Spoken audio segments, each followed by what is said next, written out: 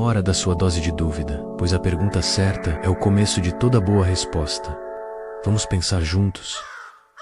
A verdade crua pode doer, mas é a verdade que liberta. Você já sentiu aquele aperto no peito, uma inquietação que parece não ter nome? Aquela sensação de que algo está faltando, mesmo quando tudo parece estar no lugar? Essa é a angústia existencial, uma sombra que acompanha a jornada humana. E acredite, você não está sozinho. Ela se manifesta de diferentes formas, no medo da solidão, na busca incessante por um propósito, na paralisia diante das escolhas. Vivemos em uma época que nos bombardeia com soluções fáceis, com promessas de felicidade instantânea. Mas a angústia não se resolve com um clique, com um produto, com uma fórmula mágica. Ela exige um mergulho profundo em si mesmo. E é aí que entra Jean-Paul Sartre. O filósofo francês desvendou os segredos da existência, mostrando que a angústia não é um problema a ser evitado, mas sim o ponto de partida para a liberdade. Como disse Nietzsche, é preciso ter o caos dentro de si para parir uma estrela dançante. A angústia é esse caos. É a matéria-prima da nossa transformação. Sartre nos revela